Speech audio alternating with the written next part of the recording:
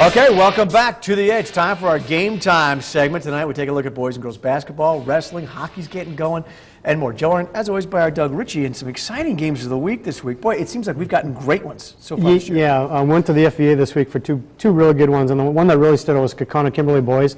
Probably the best atmosphere I've been at. The K-Town rivalry, the FVA lead was on, up for grabs there. Awesome game. When you talk about packed high school houses, I mean, you got to love that. So let's take a look at our game of the week, and Kaukauna and Kimberly going at it. We've had some great overtime games of the week so far as well, but you see the crowd, the standing room only here. Yeah, I almost, I live nearby, and I almost had to park at home and walk to this game. That's how many cars are at this game. You were scalping tickets to this thing. Absolutely, I made some money on this. Well, practically, but really Kaukauna managed to take control, really, of their own destiny here in this one. They did. They eked out a big win here, and now it's up to them whether they want to win this league or not on their own. Yeah, exactly. Well, let's take a look at the FVA boys standings as Kaukauna right now 13-1, and look at these gaudy records here. It's 16-2, 15-5. I mean, Kaukauna, Kimberly, Appleton West, Oshkosh North all have had great. Don't go to sleep on Appleton North either, but they've all had great years. So they've done a really nice job in Kaukauna. Jason Miller and Kyle Shue, I think, have been the difference this year. They both can score. They both do different things, and they play really good defense. And that's always good in basketball. That's part of the big thing too. Yes. Yeah, if you're playing with the good defense, you can afford to be a little bit less offensively minded, yes. And that helps you out a little bit. Let's take a look at the Bay Conference, where Seymour, almost a little surprising to get up there on top after the way they started the season. Luxembourg-Casco got a big win over third place De Pere in this week as well, West De Pere as well. Yeah, and this conference isn't settled yet. Seymour's still on top, but LC, West De Pere, these teams are still trying to get in there, and there's not one dominant team here, so you got to keep winning. Yeah, and for these two teams, this league has been dominated by Seymour for so many years. We thought this might be an off year for them. Yeah, they haven't won a game in non-conference, but they played amazing. They played such a good non-conference schedule to get these young kids ready, and it's helped them in this conference season. They've played really well the second half of the year, and that's why you see Seymour where they always are on top. 12-2 in conference, 12-7 overall. So 5 losses out of conference, but they managed to right the ship. I mean, their young guys have grown up fast. Lux Casco now at 11-3, West De Pere at 9-3. Phantoms, I think, have had a very, very solid year. Yeah, and what Seymour and West De Pere do hate each other, so this is far from being over. Seymour is young, but Dakota Oski and Sandy Cohen, they're sophomores, but the old sophomores now. They're playing really well, and the Thunder are looking good. Well, let's go to the girls' game now. We start with our game of the week from this last week. It was in the FVA, and Oshkosh West, Appleton North going at it, and really this game also, a tight game. A very defensive, kind of more of a defensive struggle. Yeah, it was a grind, and that's what you expect. These two teams play really good D, and a lot of passes in these games until you can get that open shot. But Oshkosh West fell behind. They rallied in the fourth quarter and got a huge win. This is kind of elimination game in the conference. Yeah, it really was. And Oshkosh West moves them now into contention. Yeah.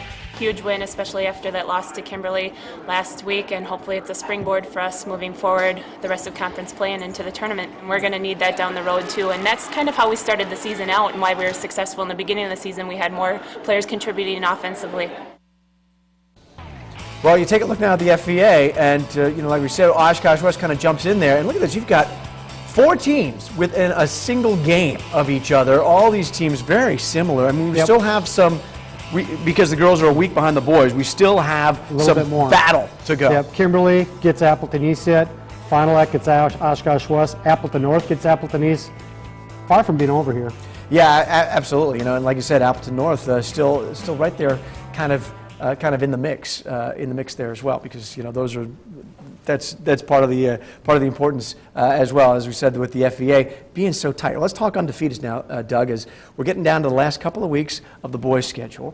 Remaining boys undefeated in our area went down. Little Chute lost Friday night to Freedom. Kind of a surprise there, huh? A little surprise. This is a big game, though. These are big rivals. They're just down 41 for each of them. But the way Little Chute's been playing, I don't think you could have predicted this. Yeah, Freedom was about a 500 team, so Little Chute undefeated. Now, as for the girls, you've got New London and Brilliant. They just keep going. Coleman lost, so they're now out of the undefeateds. Yeah, and I don't see New London losing. They're so good and brilliant. Kylie Moxley there. She's going to play with Kinsey Pertut at Michigan Tech. They're 17-0. They're really good. These teams got that chance to go perfect. Not that they get you a state title, but it's a nice thing to do. Time now for our Dermatology Associates No Problem Play of the Week. Final seconds of the first half to Notre Dame and Sheboygan South go from way downtown. Triton's Allison LeClaire banking home the half quarter. It was a good sign. Notre Dame would go on and get the win. That's called range. It's pretty good range. I don't know if she does that all the time on offense. Actually, I know she doesn't. I've seen her play. That's probably red light. You know, Yeah. coaches, red light, green light, Yep. red light. Red light, right. All right, let's look ahead now. It's conference play winding down, especially for the boys. But time for our games of the week. We're going to start with the girls. A big week in the FRCC. You got our number 11 and our number 3, De Pere and Bayport, going at it on Thursday night. Yeah, those numbers will change too. Bayport had a big loss to Green Bay Pueblo on Friday, and this is for it. I mean, if De Pere wins this game, they're in really good shape. If not, Bayport still can share this league title. Speaking of De Pere and Bayport, hey, we're going to go for the double. What's this the week? We'll little flip-flop. Bayport number 3 in our boys, De Pere number 2 in our boys. Doug Ritchie's Fox 11 Top 11. That'll be Friday night. Oh, boy, this is always great. Yeah, there's 2 big games, and 2 and 3 will probably be 1 and 2 tomorrow. And De Pere still perfect in conference play. Yeah, little shoot gets the loss, and so whoop, whoop, everybody move it up. All right, Luxembourg Casco Wrestling gets some kind of community support. That'll happen, you know, when you take home 5 championships between 2001 and 2006. Our Justin Felder says these guys look to the future for inspiration, and they know they arrived when they hit the cafeteria.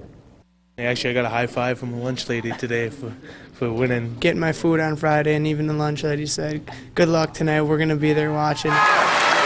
And those lunch ladies weren't alone. Incredible support from the community in the season finale against Oconto Falls. Pretty intense, really gets the emotions going a lot. But now it's back to the practice mat. It is a well-balanced team. Coach Bob Brousseau's bunch doesn't need to look far for motivation. They could look at the walls, past state champions, individual and team, or across the room at the thriving youth program, one day hoping to be a Spartan themselves. We start them kindergarten, pre-K, they're starting to wrestle already. And they see these older kids wrestling, and they get to come into the room and look at some of their uncles' names, maybe some of their brothers' names on the wall, see some pictures from past state champions. So I think that's nice for the kids to see that, and then they realize, hey, that's what I want to do, that's what I want. I wanted to strive to be there and be an inspiration for all the other younger kids coming up through the program. Everyone knows what wrestling is in this community, and it's a big part of the community, how much excitement it brings. None of us have ever won a team state championship, and it'd be really sweet to get one of them and be on the wall with everybody else. Maybe one day these little guys will talk about watching these Spartans add their own plaque to the wall. That is, if they can pin down their championship goal. In Luxembourg, Justin Felder, Fox 11 Sports. All right, well, regional wrestling action got underway this weekend. This is part of the West De Pere Regional. Pulaski, the winners there. Bayport in second. And speaking of Luxembourg Casco, they will go up against Oconto Falls again coming up on Tuesday nights as they move into sectional play. Doug, is it exciting? Yeah, and the last time was 32-26 LC. But now if you don't win, guess what? Your team is done. Yeah. And interesting about the other sectional with West De Pere, they get Wisconsin Rapids, the 3-time defending state champs. They're pretty good. Yeah, they're good. They're not bad at all. Well, a reminder also, state hockey getting going this next week. Regional play on Valentine's Day, boys and girls. Plenty of games in our area. That means with the winter sports winding down, it also means, Doug Ritchie, we're upping our coverage. It's time. Are you ready? Why not? Game time returns. It's going to be Wednesday on the CW14 at 10 o'clock. So this is Wednesday night. Basically, we'll be looking ahead at the weekend's worth of games, regionals, sectionals, and state finals, and looking back at the previous weekend. It's going to go for 4 weeks. We start on February 29th. We don't get the extra day in February, so let's do a game time. Hey, why not? Yeah, let's do it. So that should be a lot of fun. And don't forget, we've also got plenty more online. You just go to fox11online.com, check out our high school scene, go to hover over sports, click on high school for all of Doug Ritchie's stories, and Fox 11 Top 11 coming out on Monday. Coming out on Monday, and there'll be some movement. Yeah, there hasn't been for quite a while because of all that undefeated, especially in the boys. A new number 1, I think we know who it is. New number 1. It should be a lot of fun. All right, Doug Ritchie, thanks. As always, we appreciate the insight.